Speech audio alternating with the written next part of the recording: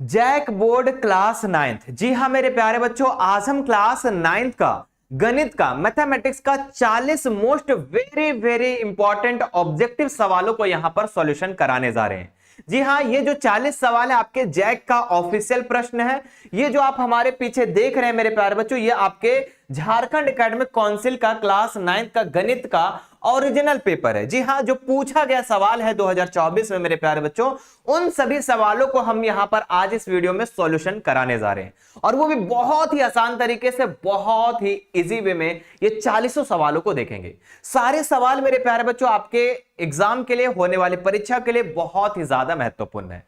ठीक है, और सभी सवालों को आपको कॉन्सेप्ट तरीके से देख लेना है। जो बच्चे मैथ से डरते हैं ना, कांपते हैं ना, वो भी आज मैथ में धुआं धुआं करने वाले हैं, चुटकियों में मैथ को सॉल्व करने वाले हैं, और अपने बोर्ड एग्जाम में मेरे प्यारे बच्चों 40 में 40 लूट लेने वाले हैं। तो चलिए शुरू करते हैं प्यारे बच्चों, और सभी सवालों को यहां पर हम एक एक करके बारी बारी से सभी सॉल्यूशन कराएंगे।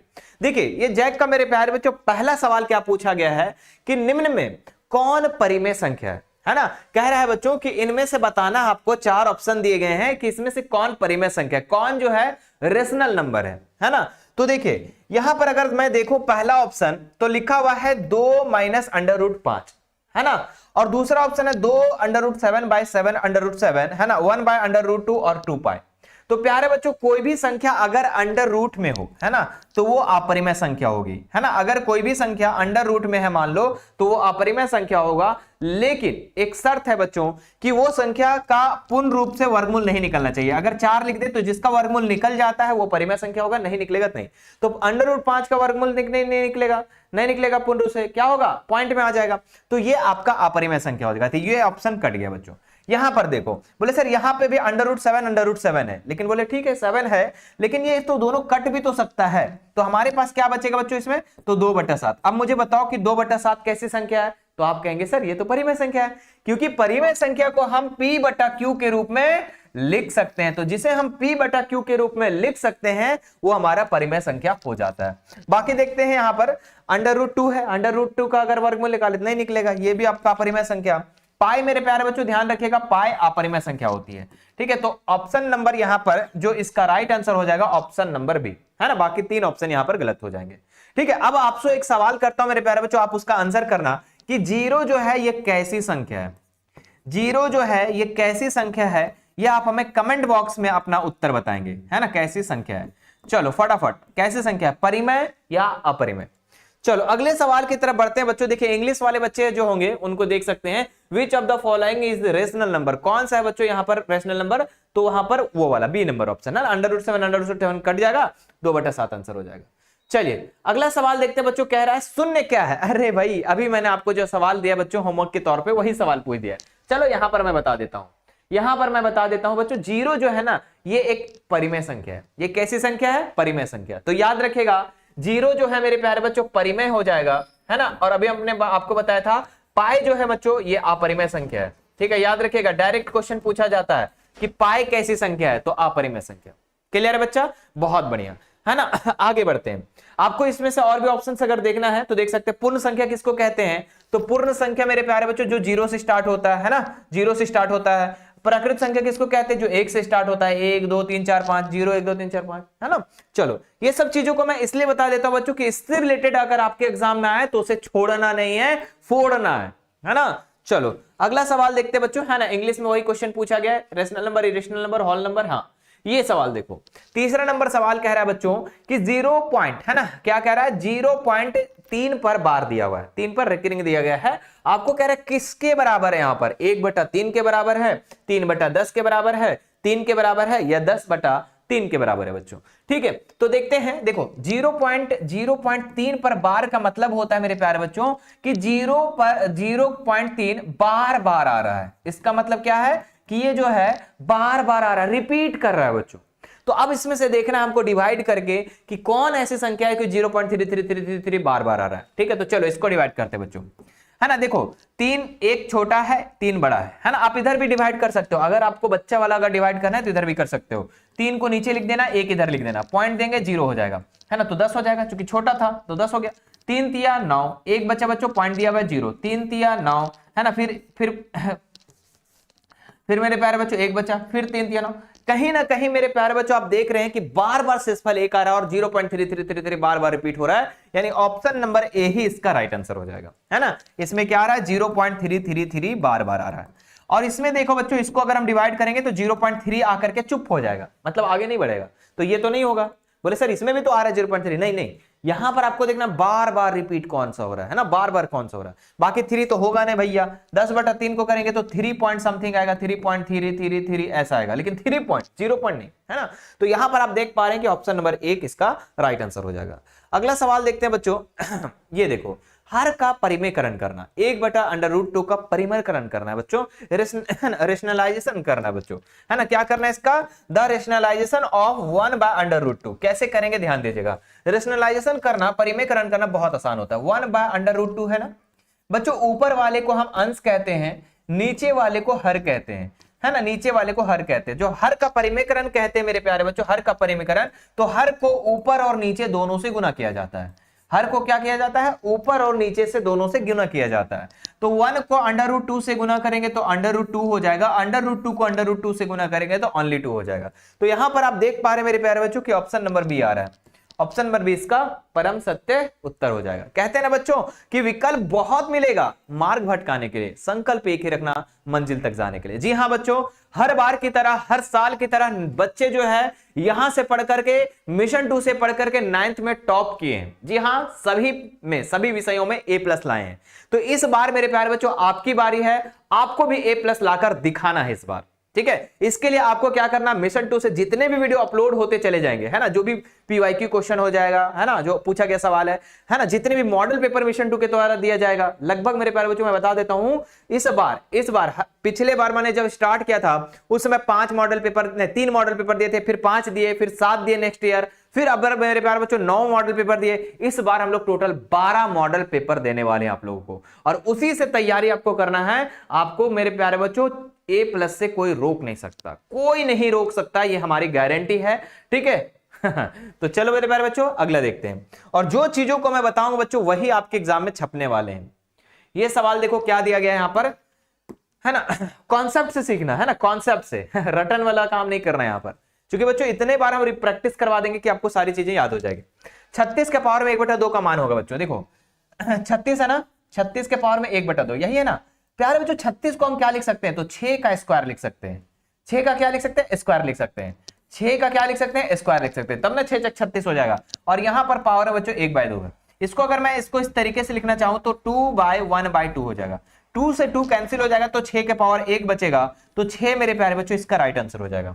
कितना हो जाएगा, 6 इसका परम सत्य उत्तर हो जाएगा। अगला सवाल देखते हैं प्यारे बच्चों, नेक्स्ट हमारा क्या कह रहा है कि 2 + √2 और 2 - √2 किसके बराबर है बच्चों, है ना, ये किसके बराबर है ना, 2 के बराबर, 4 के बराबर, 0 के बराबर या 5 के बराबर। तो बहुत आसान है बच्चों ये। देखो बच्चों इसको मानना है आपको A, इसको मानना B, है ना। ये देखो A ये भी सेम है A, और ये भी B है बच्चों, B है। तो देखो मेरे प्यारे बच्चों आप बताओ यहां पर कि A + B और A - B का फॉर्मूला क्या होता है। कितने बच्चों को याद है A + B और A - B का फॉर्मूला। बोले सर इसका फॉर्मूला होता है A² - B², है ना बच्चा। तो A² - B², A का मान कितना है 2, तो 2 का स्क्वायर कर दो, है ना। A का मान कितना बच्चों 2, तो 2 का स्क्वायर कर दो। B का मान कितना है, B के जगह में √2 है, तो √2 का स्क्वायर कर दो बच्चा, ठीक है। 2 का स्क्वायर करेंगे तो कितना होगा, 4 होगा। √2 का स्क्वायर करेंगे तो ओनली 2 होगा, याद रखिएगा। √2 का स्क्वायर कहने का मतलब कि √2 गुना √2, तो √2 गुना करेंगे तो ओनली 2, है ना, ओनली 2 बच्चों, ठीक है। तो यहां पर आपका क्या हो जाएगा, 2 हो जाएगा। 4 में से 2 घटाएंगे तो कितना बचेगा, 2 बचेगा। तो इसका राइट आंसर हो जाएगा मेरे प्यारे बच्चों 2। क्लियर है ना। आगे बढ़ते हैं। नेक्स्ट सवाल देखो बच्चों, अगला सवाल कह रहा है कि निम्न में से कौन बहुपद नहीं है। बहुपद नहीं पूछ रहा है बच्चों, है ना। तो आप लोग को पिछले वाले हमने क्लास में बताया था कि बहुपद नहीं किसको कहते हैं। प्यारे बच्चों कोई भी चर, है ना, कोई भी चर मेरे प्यारे बच्चों √ में हो तो बहुपद नहीं होगा, है ना, बहुपद नहीं होगा। मैं लिख देता हूं यहां पर, बहुपद नहीं होगा। बहुपद नहीं होगा कब नहीं होगा प्यारे बच्चों, जब कोई भी चर क्या हो, √ में हो। चर कहने का मतलब XYZ, है ना। जब भी मेरे प्यारे बच्चों XYZ अगर √ में है तो वो बहुपद नहीं होगा। जब मेरे प्यारे बच्चों अगर कोई भी चर अगर बटा में है तो भी बहुपद नहीं होगा। अगर मेरे प्यारे बच्चों कोई भी चर के पावर में अगर माइनस है है ना, माइनस में पावर दिया हुआ -2 -4 -3 तो भी बहुपद नहीं होगा। तो इतनी बातों का आपको याद रखना है। बहुपद कब होगा बच्चों, तो मैं इधर लिख देता हूं, ठीक है, इधर लिख देता हूं। बहुपद कब होगा, जब x के पावर में पूर्ण संख्या हो, मतलब कोई भी चर के पावर में क्या हो, होल नंबर हो, पूर्ण संख्या हो बच्चों, है ना, याद रखिए। तो प्यारे बच्चों अगर इसमें देखेंगे हम तो x यहां पर भी x के पावर में कितना है 2, तो बोले सर ये तो पूर्ण संख्या है, x के पावर में 2 है ना, 0, देखो पूर्ण संख्या किसको कहते हैं, 0 1 2 3 4 5, x के पावर में 1 है भाई, 1 है, तो ये भी आपका क्या हो जाएगा, बहुपद होगा, है ना, आपको पूछ रहा नहीं होगा, ठीक है, तो ये ऑप्शन कट गया, है ना, ये बहुपद है। आगे देखो बच्चों, यहां पर भी देखो y है और y पर स्क्वायर है, बोले सर अंडर रूट वाला बोले थे आपको बहुपद नहीं होगा, नहीं नहीं नहीं नहीं नहीं नहीं नहीं नहीं नहीं नहीं बच्चा, इसमें आपको देखना है कि चर के अंडर रूट नहीं होना चाहिए, चर के ऊपर अंडर रूट नहीं होना चाहिए, ठीक है। यहां पर चर के पावर में 2 है, पूर्ण संख्या है, यानी बहुपद होगा, तो ये भी ऑप्शन कटिंग, ये भी ऑप्शन क्या हो जाएगा, कट जाएगा। आगे देखो बच्चे, यहां पर ये देखो 1 चर 2 चर 3 चर, यहां पर 3 चर है और इसमें बहुपद अगर आप देखें डियर, यहां पर मतलब अगर पूर्ण संख्या, ये भी पूर्ण संख्या, ये भी पूर्ण संख्या, मतलब ये भी बहुपद होगा, तो ये भी ऑप्शन कट जाएगा। यहां पर देखो चौथा ऑप्शन में, है ना, y किस में है, बटा में है, हमने क्या बोला कि अगर कोई चर बटा में आ जाए तो बहुपद नहीं होगा, नहीं होगा, तो ऑप्शन नंबर डी इसका राइट आंसर हो जाएगा। क्लियर है बच्चा, आगे बढ़ते हैं, समझ में आ गया ना, इन बातों को आपको स्क्रीनशॉट लेके रख लेना है, ठीक है, इतनी बातों को आप समझ जाएंगे बच्चों, तो इससे क्वेश्चन आपको छूटेगा नहीं, फोड़ोगे इस बार।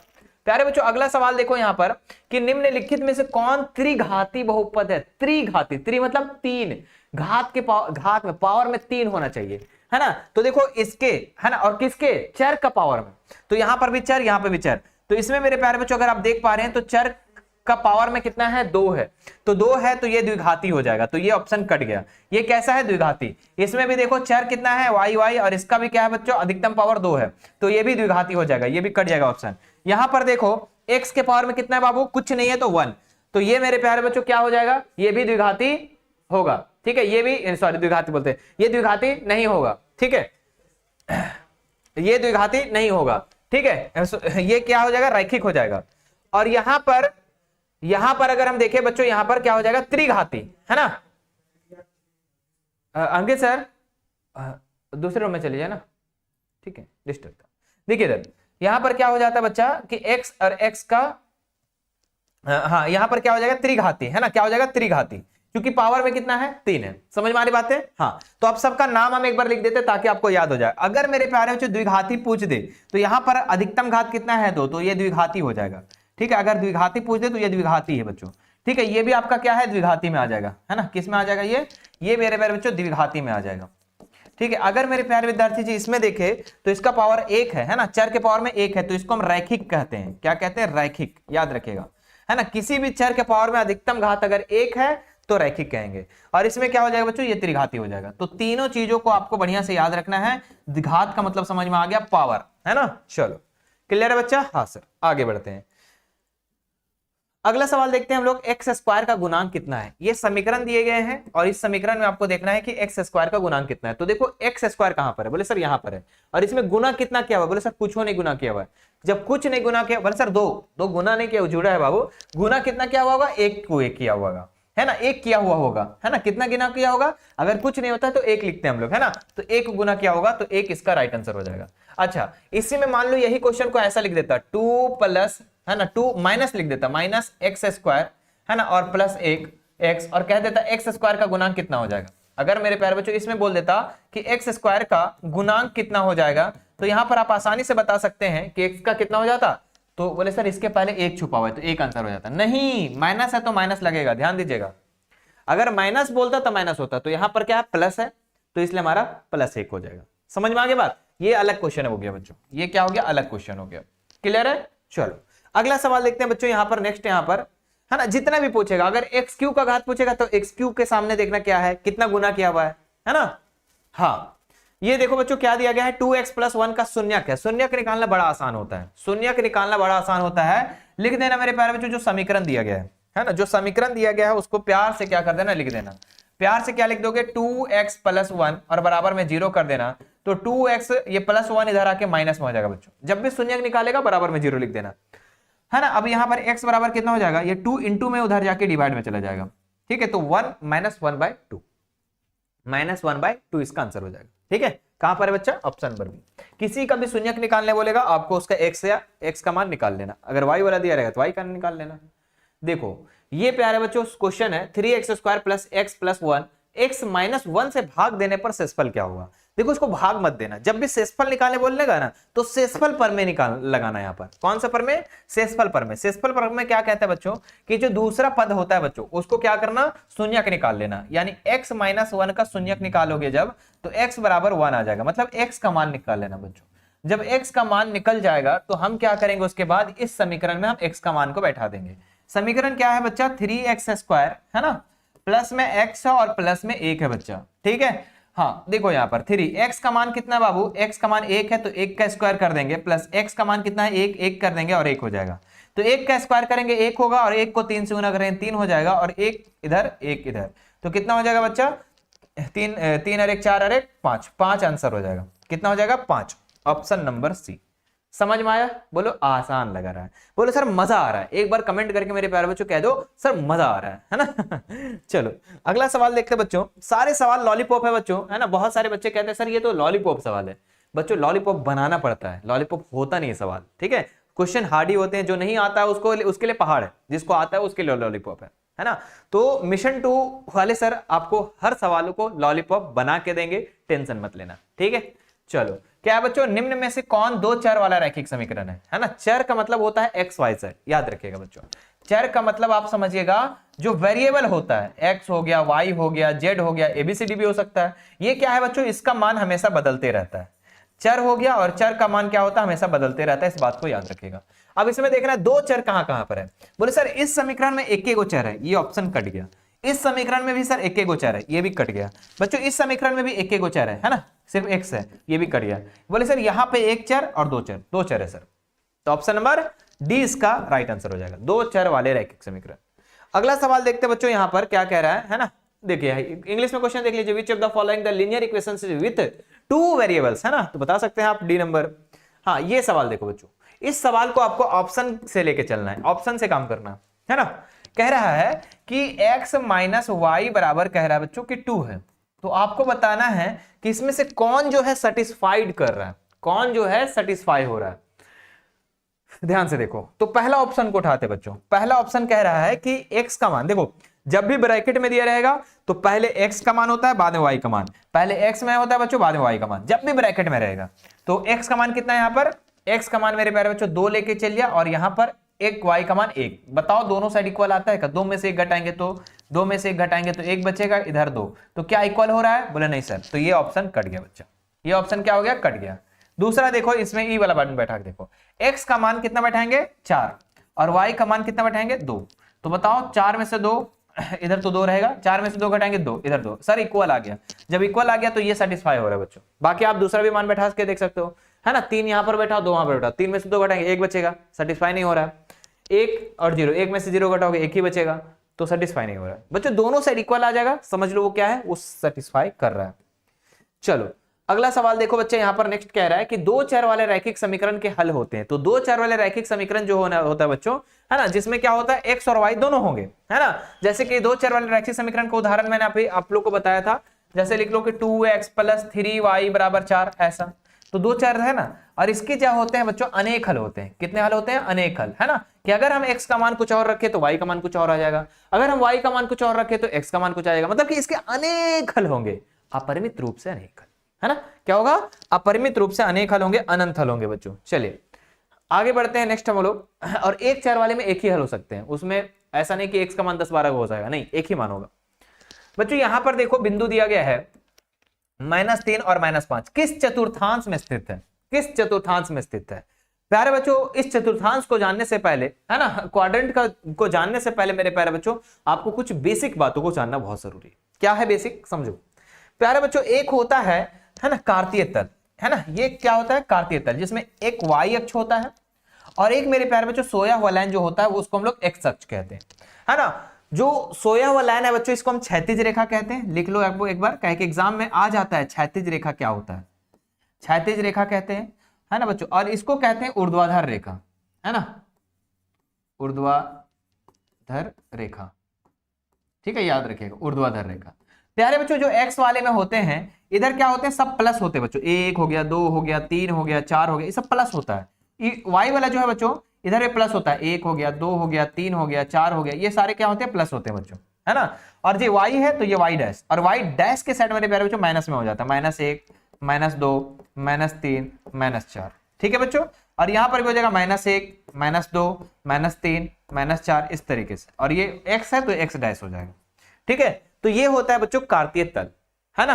और देखो एक चीज और भी आता है कि x अक्ष और y अक्ष के जो कटान बिंदु होता है बच्चों, जो कटान बिंदु जहां पर कट रहा है उसको हम कहते हैं मूल बिंदु, ठीक है।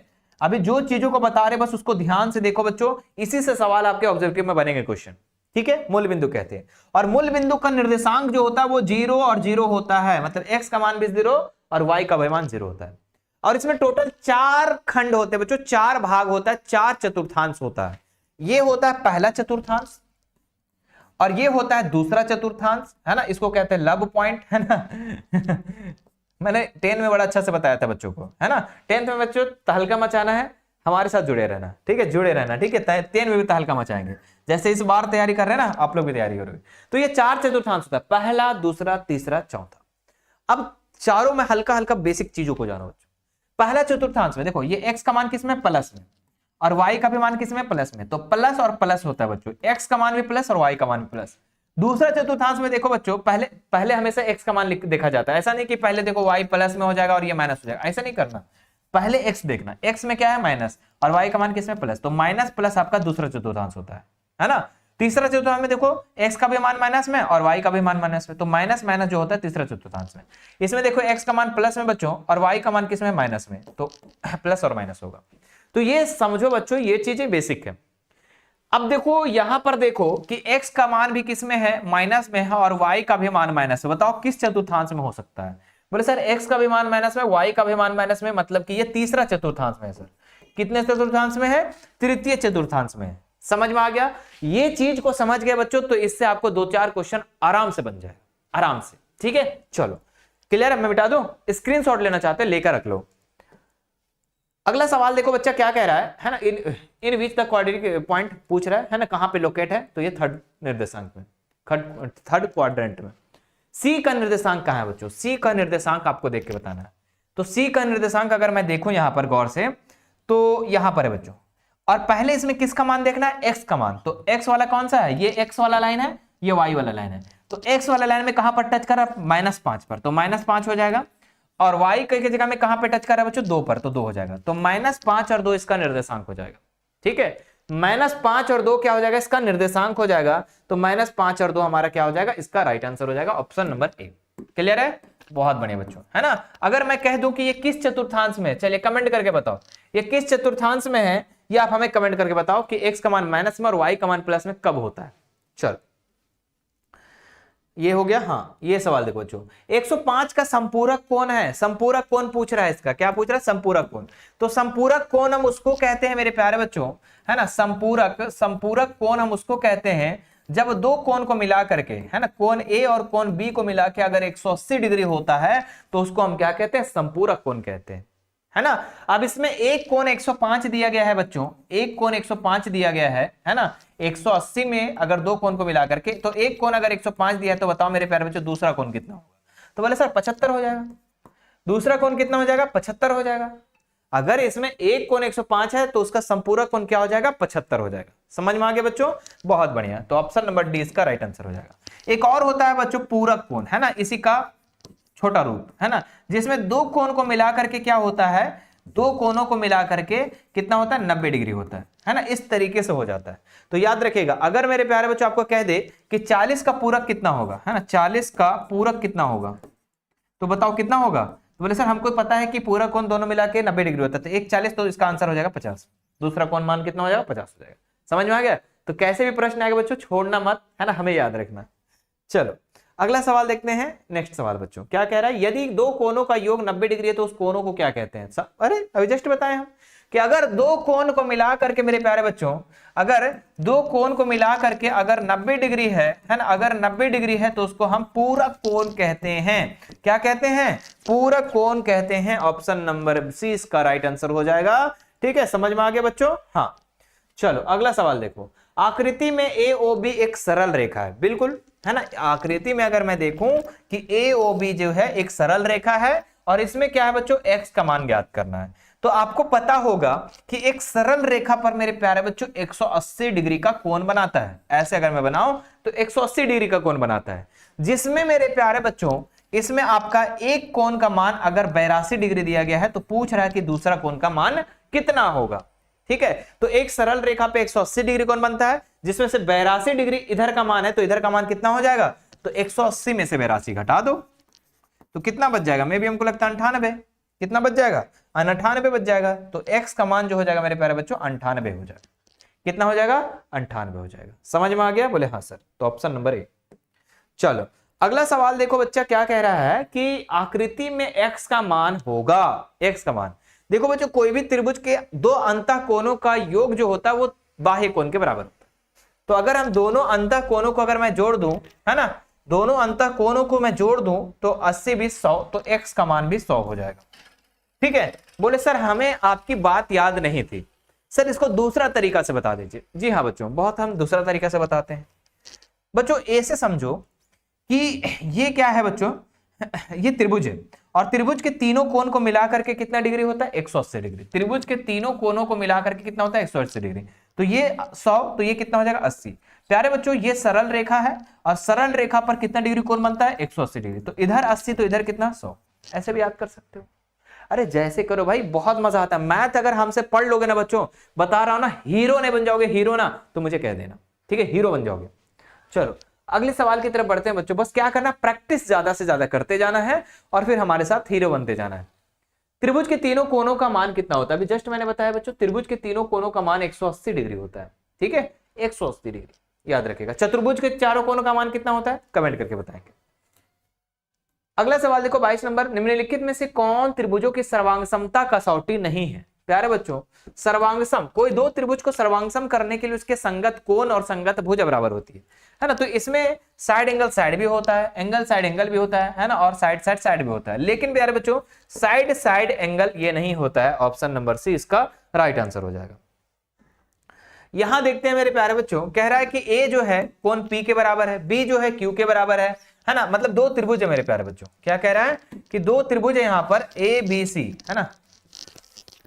एक मेरे प्यारे बच्चों एक त्रिभुज है ABC और दूसरा त्रिभुज है मेरे प्यारे बच्चों PQR, है ना। दूसरा त्रिभुज है जो आपका PQR। इसमें कह रहा है बच्चों कि A जो है P के बराबर है, ठीक है भाई, है ना। B जो है Q के बराबर है, ठीक है भाई, है ना। और कह रहा है AB जो है PQ के बराबर है। AB जो है मेरे प्यारे बच्चों AB, है ना, AB जो है ये वाला, है ना, ये PQ के बराबर है ना। समझ में आ गया बच्चों, AB जो है ये PQ के बराबर है। तो बराबर भुजा के सम्मुख कोण भी बराबर होंगे, मतलब C और R भी बराबर हो जाएगा। यहाँ पर C और R भी बराबर भुजा के सम्मुख कोण भी बराबर होगा। तो इस बराबर भुजा का सम्मुख कोण C और उस बराबर भुजा का सम्मुख कोण R दोनों बराबर हो जाएंगे। आपस में मेरे प्यारे में जो संगत कोण इसके बराबर है, संगत भुजा भी बराबर है। तो यहां पर देखेंगे A जो है P के बराबर, देखो A P के बराबर, B Q के बराबर, C R के बराबर, यानी ऑप्शन नंबर ए इसका राइट आंसर हो जाएगा।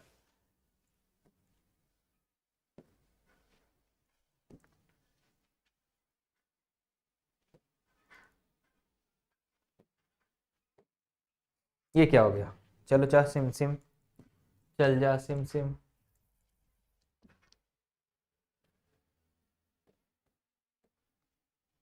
एक मिनट रुकिएगा, हो जाएगा, सब हो जाएगा। अच्छा ये देखिए, ये मक्खी आ गया था।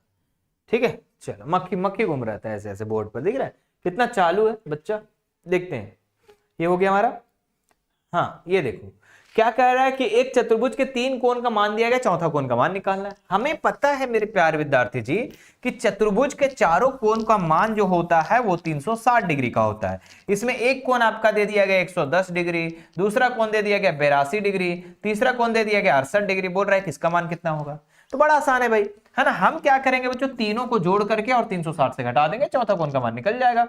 तो जोड़ो पहले इसको, है ना, 110,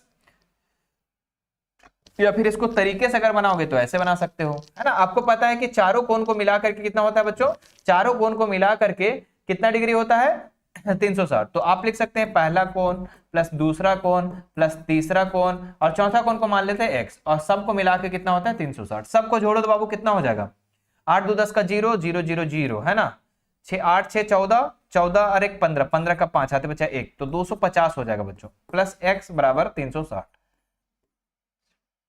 सही जा रहे हैं ना लोग, एक बार सही जोड़ लो एक बार फिर से। 8 2 10 का 0 हाथ बचा 1 है ना, 8 से 14 14 और 1 15 16 हो जाएगा बच्चों, यहाँ पर 16 60 हो जाएगा, 260 हो जाएगा। तो x का मान कितना हो जाएगा, 360 में से हम 260 को घटा देंगे तो कितना बचेगा, 100 डिग्री। समझ में आ गया, 100 डिग्री इसका राइट आंसर हो जाएगा। चलिए अगला सवाल देखते हैं क्या दिया गया। एक समांतर चतुर्भुज में ABCD जो है, ABCD है बच्चों और D जो है 135, तो B का मान कितना होगा। समांतर चतुर्भुज मेरे प्यारे बच्चों इस तरीके से होती है ना, जिसके आमने सामने की कोण भुजा जो होती है वो समांतर होती है, जिसमें बच्चों A मान लो ये है, ये B है और ये C है और ये D है ना, और यहाँ पर D का मान दिया गया है 135 है ना, और कह रहा है मेरे प्यारे बच्चों कि आप बताओ B का मान। तो समांतर चतुर्भुज के सम्मुख कोण बराबर होते हैं, अगर ये B जितना D होगा उतना ही B के बराबर होगा, तो B जो मेरे प्यारे बच्चों 135 ही हो जाएगा इसका राइट आंसर, ठीक है। और A जो हो जाएगा C के बराबर हो जाएगा, A जो हो जाएगा वो C के बराबर हो जाएगा। अच्छा मुझे बताओ मेरे प्यारे बच्चों, अगर मान लो इस तरीके से दिया गया है ना, और कह देता कि अगर A का मान कितना होगा, तब कितना करते हो आप लोग। बोले सर नहीं पता, सर नहीं बनता। सर क्यों नहीं बनेगा बच्चा, क्यों नहीं बनेगा, बन जाएगा।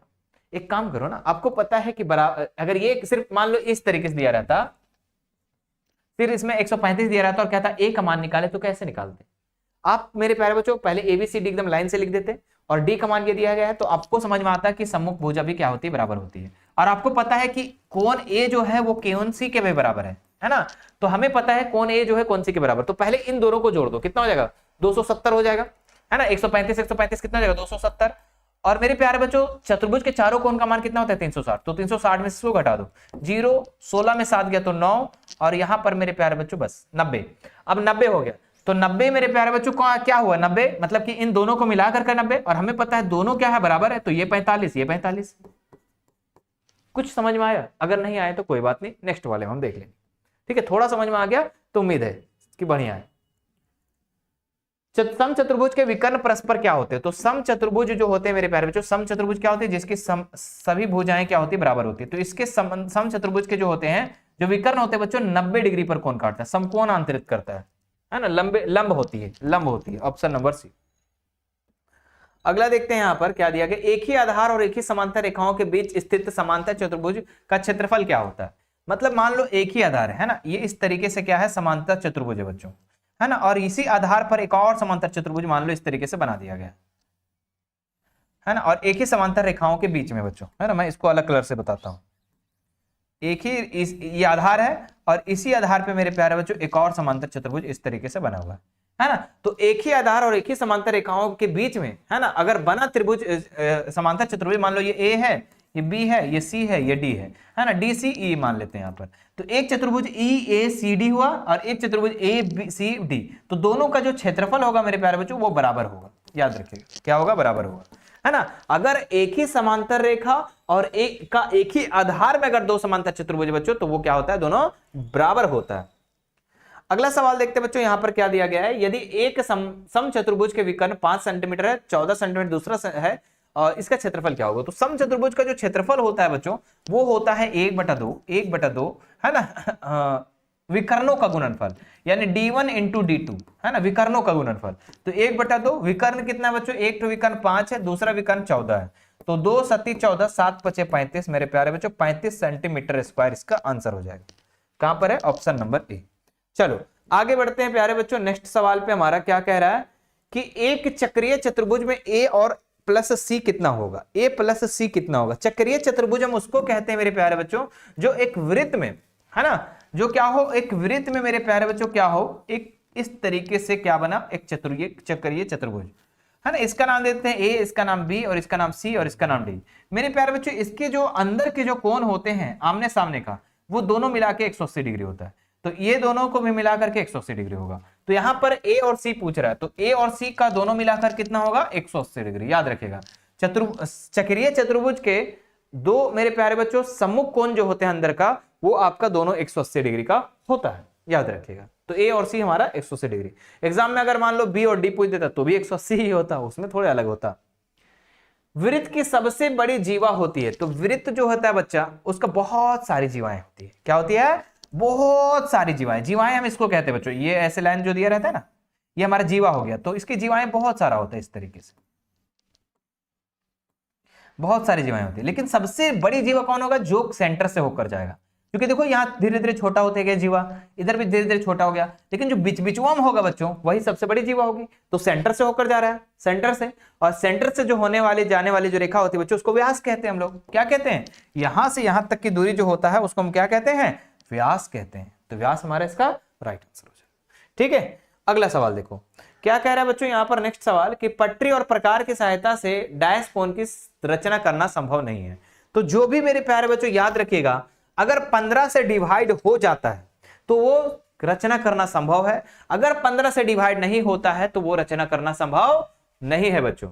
तो यहां पर हम देख पा रहे हैं कि ये 15 से डिवाइड हो जा रहा है ना, 15 दूनी 30 और 15 पचे 75, हाँ कट जा रहा है बच्चों। तो ये तो संभव है ना, ये संभव है ना। और ये देखें तो 15 से कटेगा नहीं कटेगा, तो ये मेरे प्यारे बच्चों इसका राइट आंसर होगा, ये 15 से नहीं कटेगा। बाकी देख लो, ये भी 15 से कट जाएगा, 15 15 225, ये भी 15 से कट जाएगा। तो जो 15 से कट जाएगा वो रचना करना संभव है, और जो 15 से नहीं कटेगा वो रचना करना संभव नहीं। चलो, हीरोन का सूत्र है। कितना आसान सा सवाल पूछ दिया, एकदम लॉलीपॉप सवाल है बच्चों, है ना, बहुत आसान सा है। क्या है सवाल? हीरोन का सूत्र क्या होता है? तो ये होता है अंडर रूट, है ना, एस माइनस ए, है ना, एस माइनस बी बच्चों, और एस माइनस सी होता है। ये हीरोन का सूत्र होता है ना। जहां पर एबीसी क्या होती है बच्चों? एबीसी जो होती है वो त्रिभुज की भुजाएं होती है। वो क्या होती है? त्रिभुज की भुजाएं होती है बच्चों, है ना। एबीसी क्या होता है? त्रिभुज की भुजाएं होता है। तो इसका फॉर्मूला क्या हो जाएगा? ये हो जाएगा बी नंबर, है ना। और मेरे प्यारे बच्चों एस का मान जो निकलता है ना, एस को हम लोग जो होता है, एस क्या होता है? बोले सर एस जो होता है ना, एस अर्ध परिमाप होता है, अर्ध परिमाप। और इसका फॉर्मूला होता है बच्चों, एस का जो फॉर्मूला होता है वो होता है a plus B plus C by 2। ठीक है, याद रखिएगा, है ना। आपको अभी हीरोन का सूत्र ये वाला पूछा था, आपको हीरोन का सूत्र क्या पूछा था? ये वाला। लेकिन जो एस का मान निकलता है उससे निकलता है। पहले एस का मान निकालोगे तब तो एबीसी बैठा करके मान करोगे।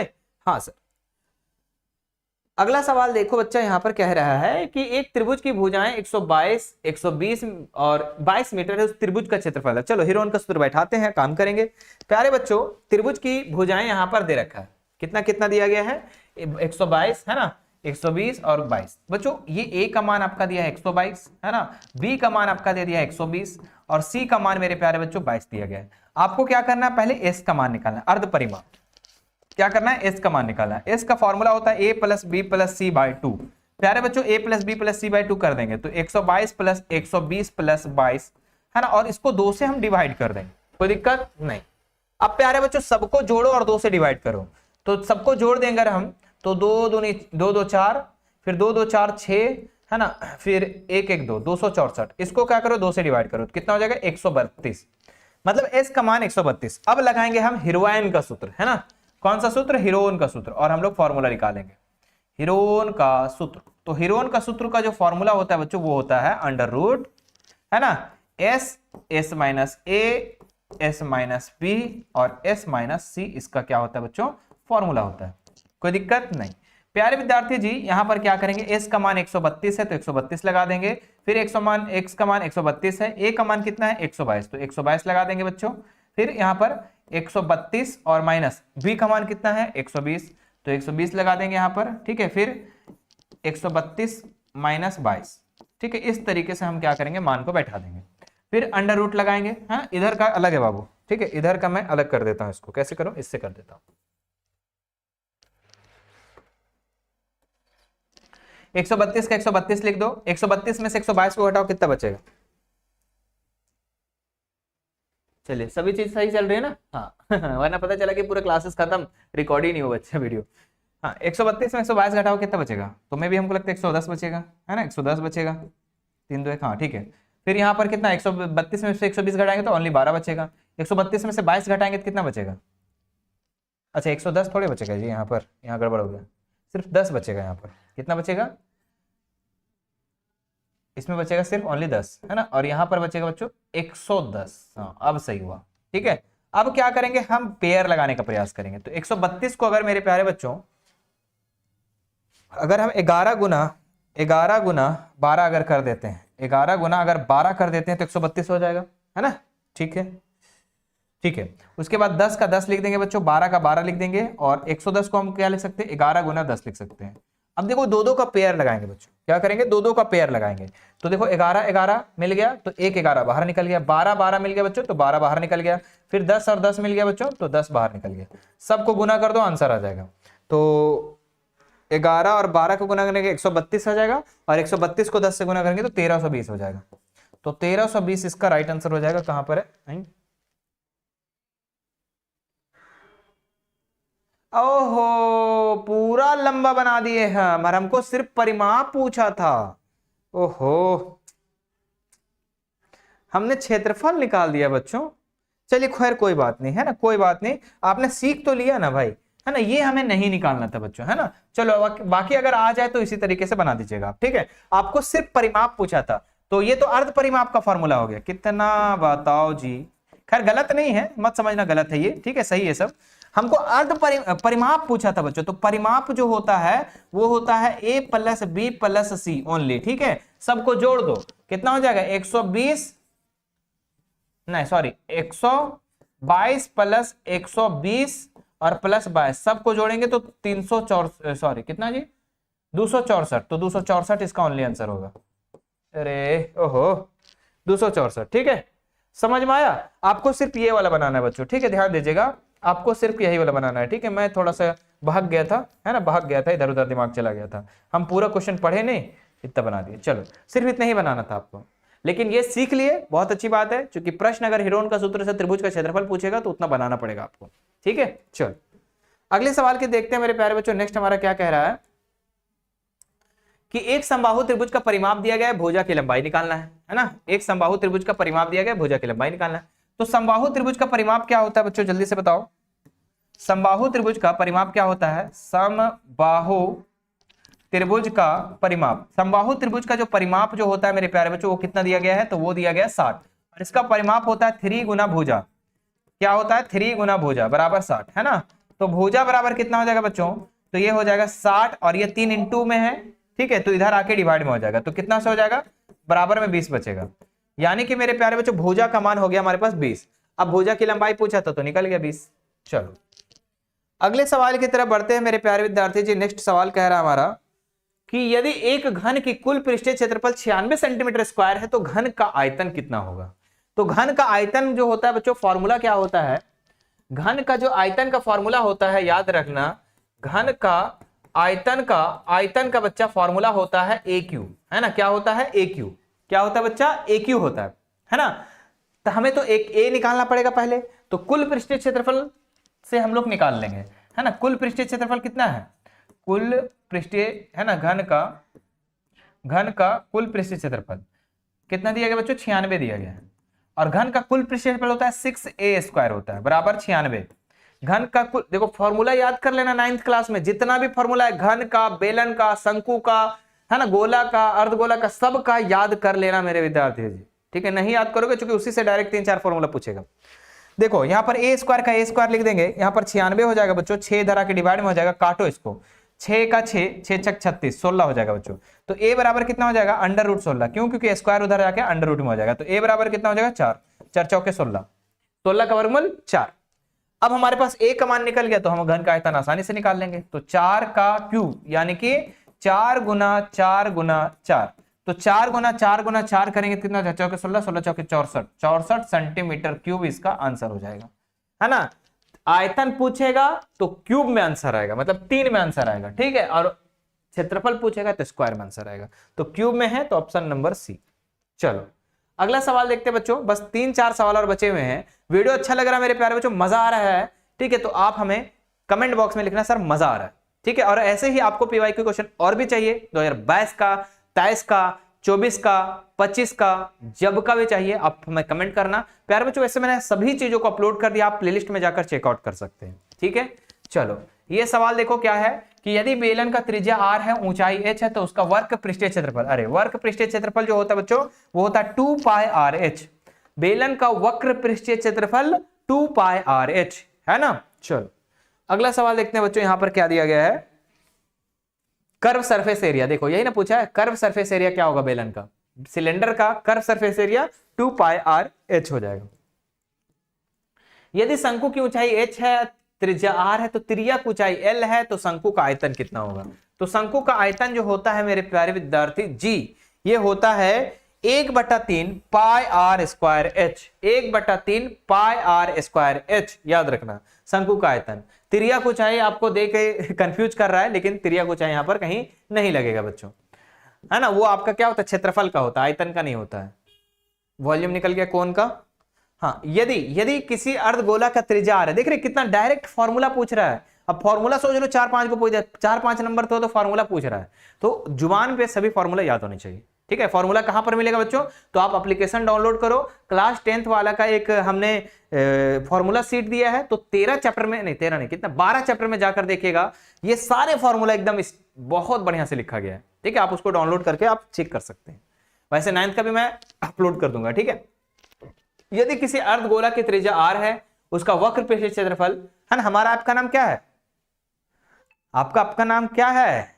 आपका अपना नाम, आपका अपना ऐप का नाम क्या है? मिशन 2 वाले सर, प्ले स्टोर में जाइएगा, डाउनलोड कर लीजिएगा। ठीक है, हाँ 9 का तो कुछ जितना भी तैयारी होगी यूट्यूब पे भी होगी, ऐप पे भी होगी, लेकिन जो 10th की तैयारी होगी वो खतरनाक तरीके से ऐप पर होगी। ठीक है, किसी अर्धगोला की त्रिज्या r है, तो उसका वक्र पृष्ठीय क्षेत्रफल क्या होगा, है ना?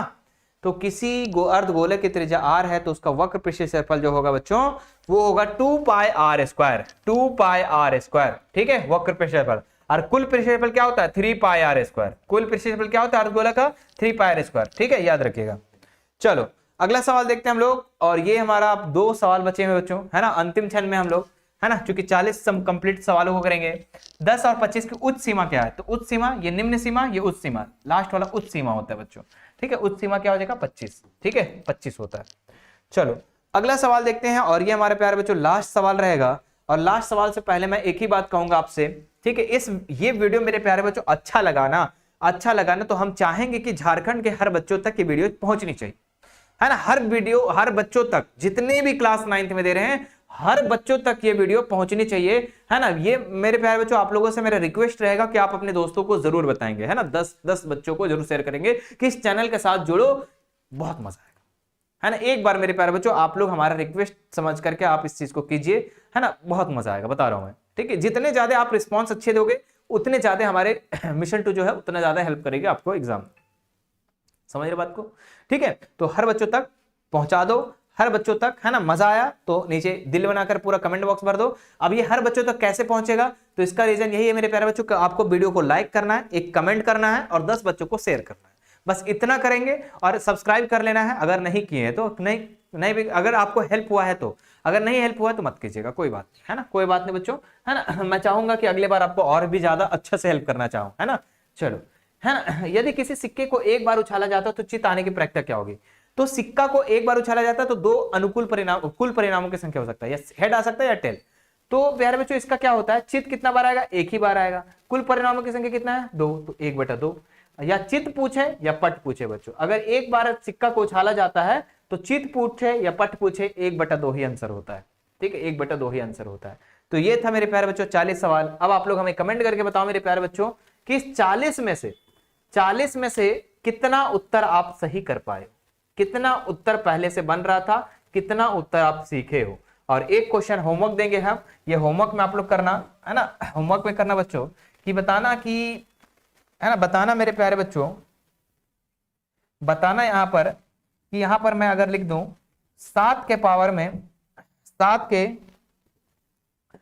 में 0, इसका मान कितना होगा, ये आप हमें कमेंट करके बताओ।